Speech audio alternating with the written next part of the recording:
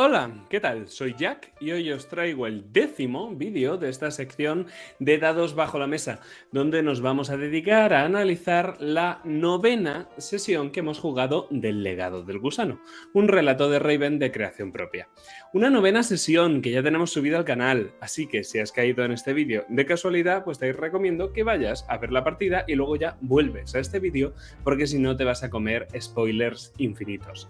Y si no sabes de qué va esto, pues te dejo un vídeo de presentación de Dados bajo la mesa en el canal. Ahí abajo lo tienes en la descripción. Le clicas al enlace, te ves el vídeo y luego ya vuelves cuando ya sepas de qué va la vaina. Bueno, vamos directamente al lío con el feedback. Y aquí, entre los deseos para diseñar esta sesión 9, yo tenía muchas cosas. En primer lugar, mis jugadores me habían pedido más trama para Roxanne, y esto lo solucionamos pues contando buena parte de la partida desde su propia perspectiva. Hacía ya mucho tiempo que Roxanne no se pasaba por el legado del gusano. Hoy era el momento de darle un poco más de foco. Por otro lado, más trama principal, y para esa trama principal hacía falta la propia Roxanne. Entonces ahora que tenemos a todos los jugadores reunidos, damos trama principal. Y esto se acaba sustanciando en ese descubrimiento que se hace con el estudio emparedado al final de la sesión. Por otro lado, más Adam.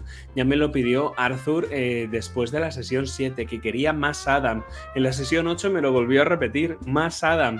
Pues bueno, hay una escena de Adam en la partida. Y por otro lado, Montresor, que ya sí que nos queda para la próxima sesión, en esta pues no nos daba tiempo. Y por otro lado, Gabriel quería más vías para encontrar ese libro que parece mucho más importante de lo que habían pensado en un inicio. En eso también avanzamos un poco porque es de la propia trama principal. Y por otro lado, la evolución del personaje de Gabriel. Gabriel quería evolucionar hacia un personaje un poco más edgy, que se note la muerte de Emily en él, y yo creo que eso es una cosa que queda patente en la partida y que no dependía de mí. Por otro lado, no me gustas, bastante interesantes los no me gustas de esta partida. Sergio nos comentó que se había sentido fuera de tono en la escena final, porque al gastar la maldición para que Emily no se fuera en la tercera escena de la partida, creo que fue, y que al final de la propia sesión la acabase perdiendo igualmente, pues se sintió un poco estafado. Dijo, oye, yo me he gastado mi maldición para que esto no pase, ¿por qué me está pasando? Esto obedece a un uso de los giros y de las reglas que fue muy concreto y que ya os lo expliqué en la sesión, bueno, en el análisis que hicimos anteriormente. Entonces no tiene mucho más recorrido. Si dudáis sobre cómo lo hice exactamente, podéis ir a esa parte, a la parte de sistema o de dirección, que ahí es donde lo explico todo. Recordad, la pérdida de Emily fue resultado de un giro con complicación, no fue un giro tenebroso, o sea que todavía podría haber sido peor. Signifique lo que signifique eso. Por otro lado, Iván me comentó que de vez en cuando en algunas situaciones no encontraba soluciones que casasen para arreglar los problemas que se le presentaban. Y por eso acababa tirando de recursos como los propios éxitos automáticos, desatar la maldición, acción sin tirada, etc. Esto yo lo solucioné recordándoles tanto a Sergio como a Iván como a Cometa las reglas y las distintas posibilidades que tienen sus personajes con las reglas. Esto es, pueden hacer giros mágicos, pueden hacer acciones conjuntas, puede haber objetos que les sirvan de ayuda. De hecho, esto ya se vio cómo se implementaba en esta misma sesión de la que estamos hablando, al fin y al cabo. Pero, por otro lado, mi no me gusta personal es que noté en la sesión 8, en la sesión anterior, que había demasiada exposición de lo que los personajes habían vivido por separado. O sea, se contaban el uno al otro lo mismo que ya habíamos visto nosotros, yo como director de juego y vosotros como espectadores. Volvían a relatarse los mismos hechos. Sobre todo me refiero a la primera escena entre los hermanos en la comisaría antes de que aparezca el custodio.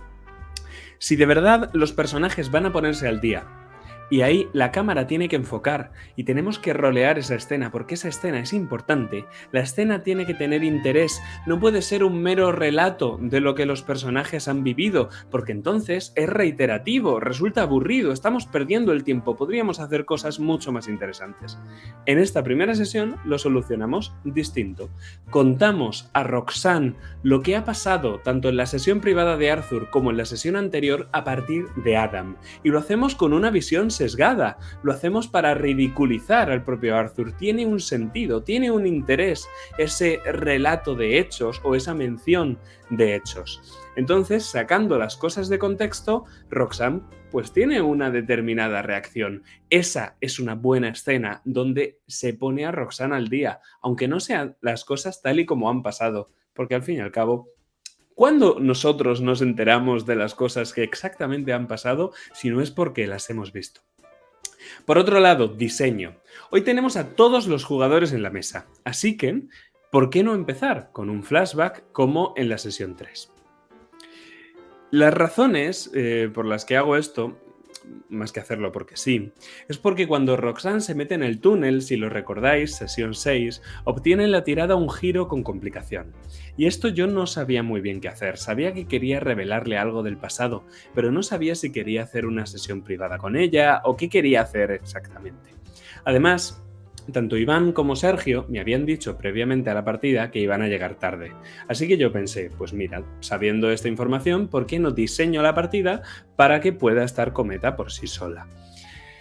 Y es que muchas veces el orden en el que los jugadores llegan o van a llegar a la partida cambia el propio orden de las escenas y yo las estructuro de forma distinta, pero es que eso es acoplarte a la vida, ¿no?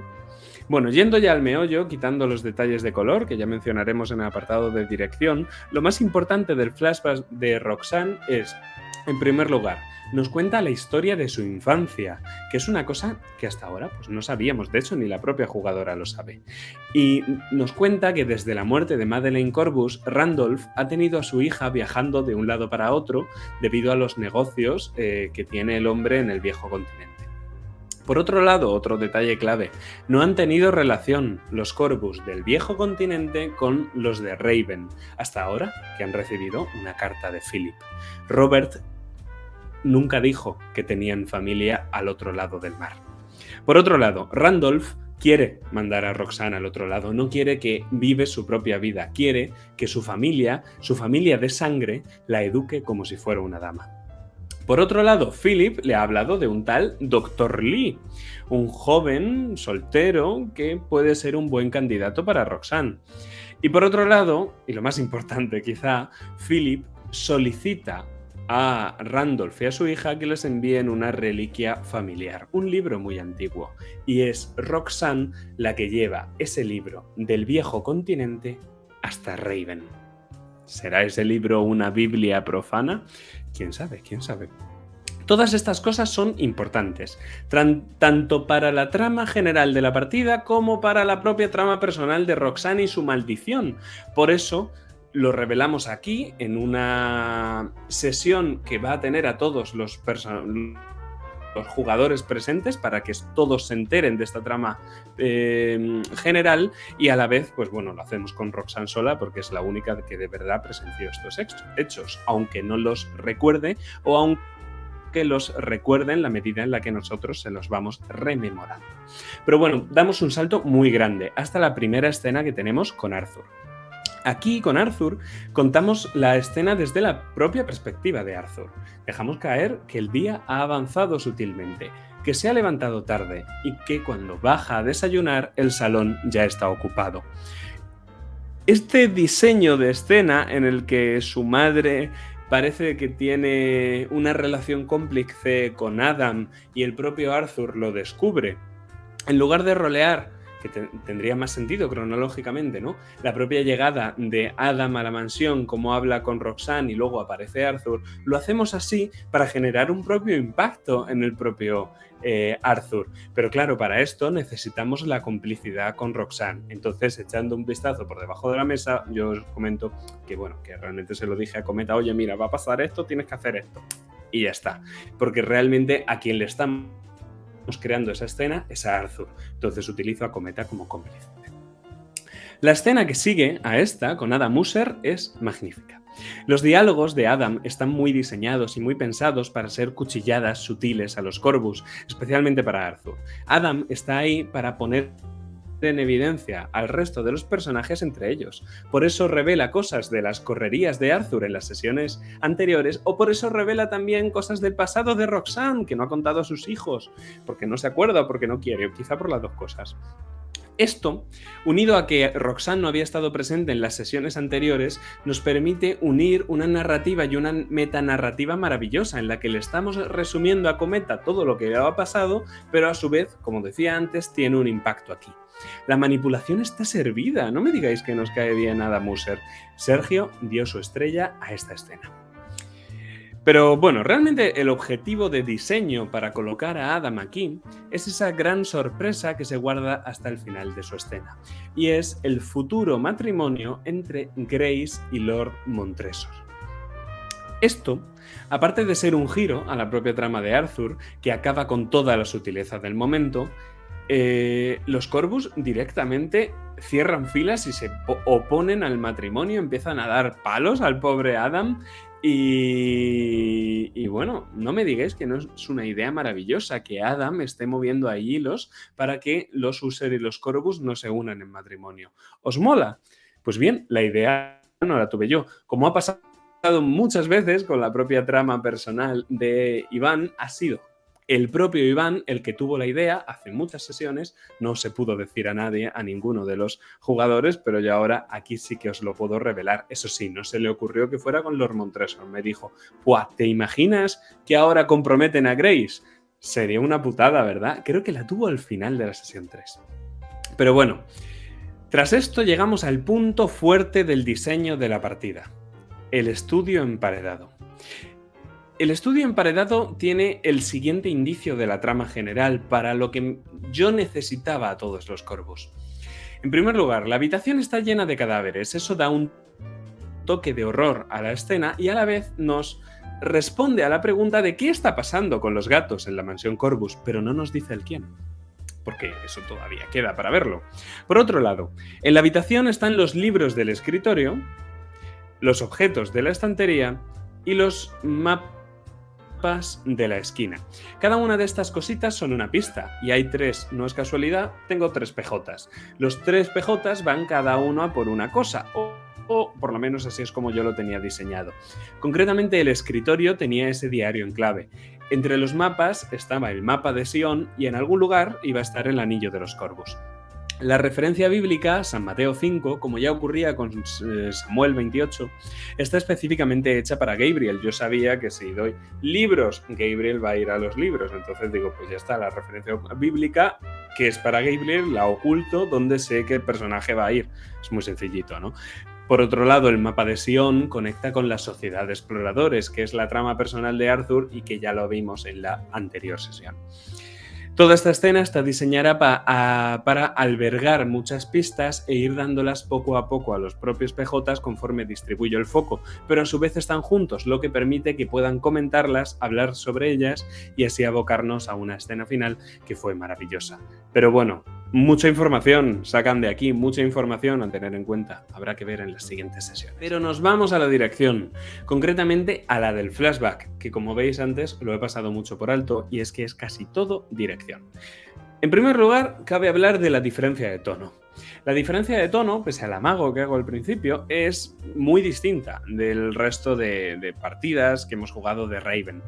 Ninguna partida de Raven ha tenido un inicio tan desenfadado, entonces yo cambio el propio tono de voz. Describo el frío, pero es un frío de diciembre, es un frío que es bueno porque nos adelanta todo lo bueno que tiene el propio diciembre. Empezamos con ese inicio con mucho color, ya que hemos cambiado de tono tan fuerte. Si queremos imprimir ese nuevo tono a los personajes, tenemos que incidir en ello y mediante mucho color meterle en la cabeza a la joven Roxanne que no es la vieja Roxanne, no está en Raven y su vida todavía no es una mierda. Entonces, Roxanne es muy distinta y Cometa eso lo hace estupendo. Por la edad de Roxanne lo que vemos ahora es una niña y todo el rato damos el color de la escena desde la perspectiva de Roxanne. En esta sesión, Roxanne va a tomar un protagonismo bastante considerable, de acuerdo con el feedback que me habían dicho. El propio flashback ya empezamos marcando la propia perspectiva de Roxanne. Nada pasa en la escena sin que ella lo sepa, lo sienta o lo piense. Todo lo que describimos es desde la cabeza de Roxanne y lo que la propia Roxanne describe también es desde su propia cabeza. El hombre de las castañas y toda esa escena es improvisado y realmente todo es improvisado hasta que aparece su propio padre. Pero sí que es verdad que hay una cosa que se llevó la propia estrella de Iván y yo creo que tenemos que comentarlo. Y es que al NPC que Iván interpreta, que es Jack el mayordomo. Iván me había dicho que iba a llegar tarde, pero al final me dijo, oye, no, que al final voy a llegar antes. Y yo, pues mira, si quieres puedes hacer de este NPC, porque como no vas a salir hasta dentro de bastante tiempo, así ya por lo menos pues no te tengo mirando y te entretienes un poco. Jack solo tenía una función, que era decirle a Roxanne, oye, deja lo que estás haciendo y vete a hablar con tu padre porque la trama está ahí. Pero yo le di eso a Iván, se podía resumir en una frase, e Iván convirtió a ese personaje en una cosa maravillosa y en una referencia a un elemento fundamental de Roxanne, que es el tema del poner la bufanda al hijo. Insistiendo en el abrigo, en el frío y en la bufanda, conecta con su propio personaje, con Arthur. Y por supuesto también contrasta con la figura del padre de Roxanne, porque el padre de Roxanne pues no es muy buena persona y en cambio Jack el mayordomo pues es una persona bastante más agradable. Esto será algo que yo tenga en cuenta para futuras sesiones y futuras referencias al pasado de Roxanne. Pero bueno, salimos del flashback. Cambiamos de música, volvemos al viejo tono, de nuevo con color, porque oye, hemos cambiado de tono, tiene que quedarte claro, y de hecho ya incluso cambiamos la perspectiva. Roxanne en esta escena, en cuanto salimos del flashback, ya no es la protagonista absoluta. Lo que vemos es un plano de la propia puerta del granero, del establo, y luego cómo sale el cuerpo y la mano de Roxanne. La vemos en una tercera persona, un recurso que está hecho para potenciar el terror de la partida, pero enseguida volvemos a la propia Roxanne y nos metemos dentro de su cabeza.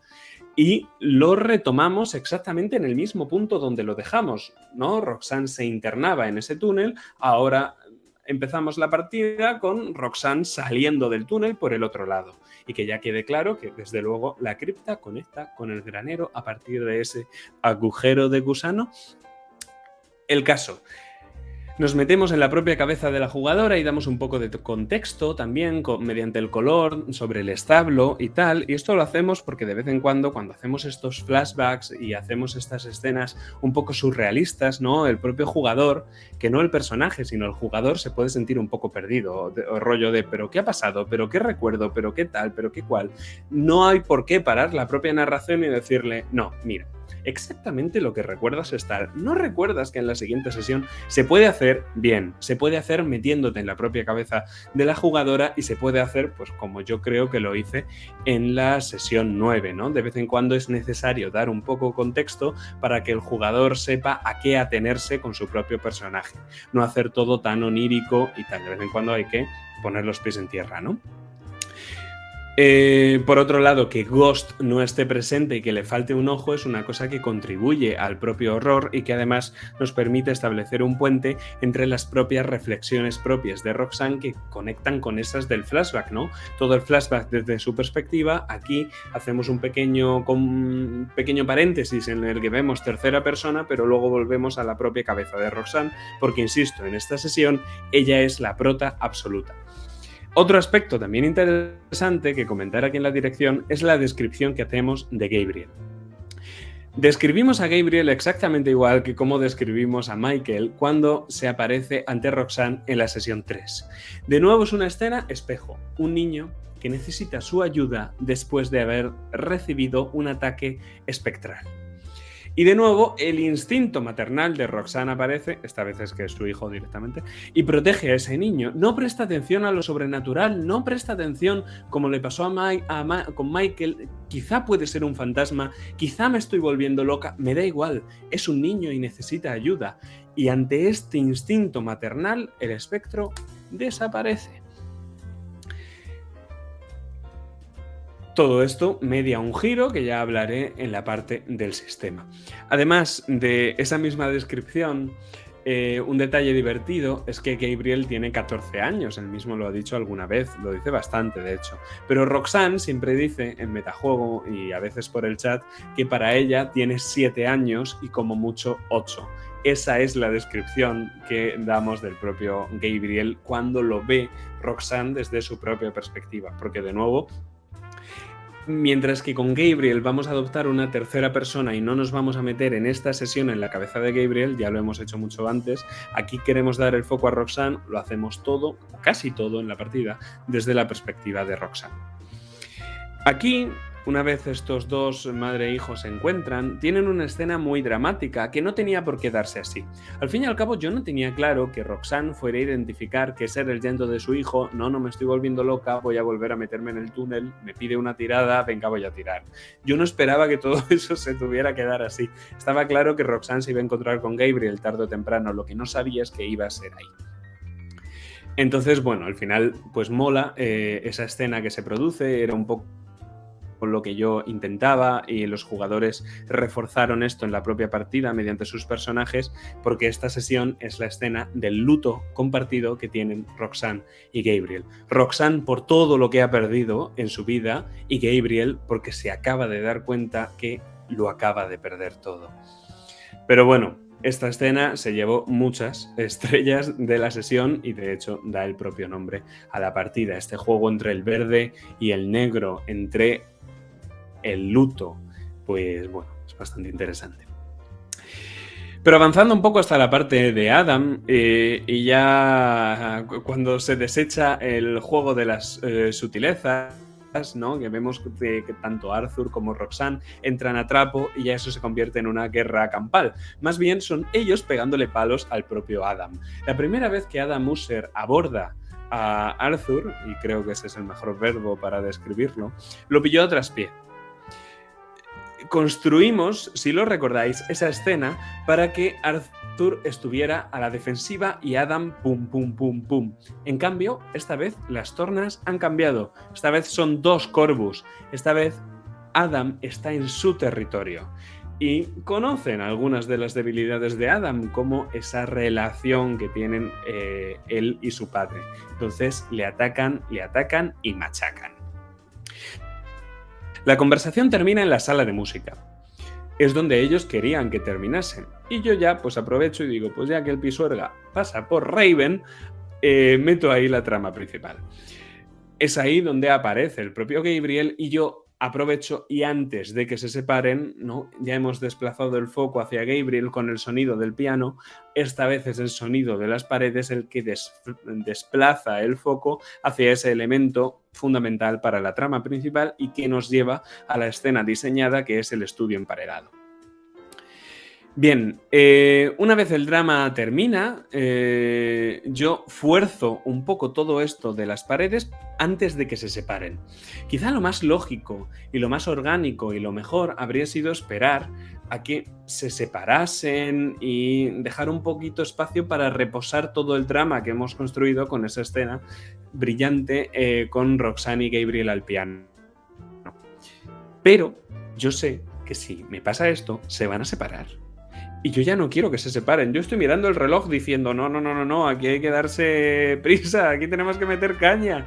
No puedo esperar a que se separen. Entonces meto el ruido de las paredes. Y Arthur no reacciona demasiado. Entonces juego la carta del gato y del papel pintado, que sirve como trigger de Roxanne. Quiero que quede claro, en la pared hay algo raro y tenéis que resolverlo ahora mismo. Y eso es lo que hacen. Arthur exterioriza todo lo que escucha y Roxanne empieza a quitar el papel de las paredes como una buena demente obsesionada que es. Cuando Roxanne toca la pared, le revelamos que es como si la pared estuviera hueca y entonces desplazamos el foco hacia la personita que menos lo ha tenido en esta sesión, que es Gabriel. Y a Gabriel le decimos que, porque es un cerebrito, sabe que la acústica de la sala, no sé qué, no sé cuántos, hay algo al otro lado de la pared. Hemos repartido el foco. Las ratas para Arthur, el papel para Roxanne y las cosas de erudición para Gabriel, porque está ahí y tenemos que darle foquito y tal. De hecho, es lo mismo que hacemos posteriormente en el interior del estudio emparedado, cuando le damos los libros a Gabriel y cuando le damos las partituras y los mapas y tal a Arthur. No obstante, en el interior del estudio emparedado, Roxanne, en lugar de ir a por la otra pista que yo había descrito anteriormente, me dice que se queda quieta y se pone a recordar cosas. Y yo recuerdo que les he pedido una tirada y que en esa tirada han sacado un giro favorable. Entonces voy incluso más lejos. Aprovechando un poquito que de vez en cuando me gusta utilizar alguna regla de PBTA en Raven, Raven no sé si lo sabéis, pero era un PBTA en origen, le digo, pues mira, me has sacado un giro favorable, dime tú, ¿dónde está el anillo familiar de los Corvus? Es una de las pistas más importantes que tiene este sitio, que no la única, que tiene 3. Ella me lo dice. Y entonces, tal y como hicimos en la sesión 6, con la entrada en el túnel, es la propia jugadora la que decide dónde está la pista que yo quiero que encuentre. El anillo, ¿no?, es una cosa que los propios jugadores introdujeron al mencionarlo en la sesión 5. No existía hasta ese momento. Stephen no tenía ningún anillo, pero bueno, lo mencionaron y yo dije, ¿me encaja? Me encaja. Pues venga, en sesión 9 tienen el anillo, tienen el bastón. Solo falta uno de los horrocruxes de Stephen Corvus, el pañuelo. A saber dónde está. En ese momento, una vez descubren el mapa por un lado, el libro por otro lado y el anillo por otro lado, se produce mi escena favorita de toda la partida, que es la que se llevó mi estrella. Y es que Roxanne se pone el anillo familiar y los personajes empiezan a teorizar sobre la maldición, sobre el pasado de la mansión, sobre sus antecesores, sobre su legado, y eso, unido a la propia música que está sonando, a la interpretación de los personajes, que es brutal, que no les sobra ni una palabra, hizo que el final fuera una pasada. Un final que lo que necesitaba como colofón era revelar esa última pista, el anillo que revela el mapa que conduce a Sion. Y ya cerramos esa parte de Sion, de dónde está, de cómo llegar ahí, de qué puñetas es, que abrimos en la sesión 8. Esta escena me gustó tanto,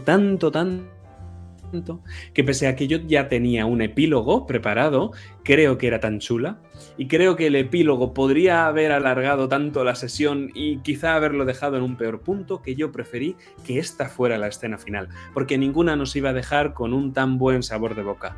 Entonces, quité el epílogo, ya lo meteré en algún momento, no tengo ninguna prisa. Fue un acierto. Mis jugadores se quedaron con un muy buen sabor de boca y yo no me arrepiento de nada. Sistema. En cuanto al sistema, en la partida solo hubo 3 giros que requirieran tirada. El primero de ellos no tenía por qué darse y por tanto yo no había previsto las consecuencias como tal, que fue cuando Roxanne decide volver a meterse en el túnel. Yo no puedo dejar eso impune, le he hecho un giro para entrar, tengo que volverle a hacer otro giro para volver a entrar, porque no ha superado la amenaza de esto mismo. Si alguno de ellos hubiera sido un giro favorable, pues yo qué sé, quizá. Es un giro menor, la complicación de esto mismo es únicamente ver al espectro junto a Gabriel, pero realmente pues no lleva a nada más. Luego ya con User sí que media tirada, y esta tirada es más importante. Es una de estas tiradas que hacemos, aunque la amenaza no sea algo tan amenazante. La amenaza, ya la dije en ese momento, era que Adam descubriese algo de los Corvus que ellos no querían que supiera. Al fin y al cabo, era por lo que Adam había venido a la mansión Corvus. El resultado definió la escena. Los Corvus iban a tener éxito, pero iba a haber alguna complicación. Yo los puse un poco contra las cuerdas y ya dirigimos toda esa escena sabiendo que tenía que darse esto. Entonces, pese a que realmente iban a echar a Adam con cajas destempladas de su casa, yo mostré que Adam sabe algunos detalles sobre el pasado de Roxanne que conectan con ese flashback que vimos al principio de la sesión. La complicación de todo esto va a ser un recrudecimiento de la relación con Adam. Terminan la escena diciéndole a Adam cosas muy muy feas, cosas que Adam pues se va a acordar. Ya os lo digo yo que se va a acordar. Por otro lado, al abrir la pared, en lugar de hacer un giro normal, que se podría haber hecho, yo que sé, pegando a la pared, con un pico, con el bastón incluso, Arthur decide hacer un giro mágico, que además de revelar a la propia familia la capacidad que tiene de hacer eso, abre el propio camino hacia el estudio emparedado. Yo hice un conteo de dados muy generoso, por mi parte. Ya me había dicho Iván que él quería que le salieran las tiradas y tal. Entonces la cosa acaba en un giro favorable. Él se sacrifica un diente en el proceso, ¿no? Todo giro mágico necesita de un sacrificio.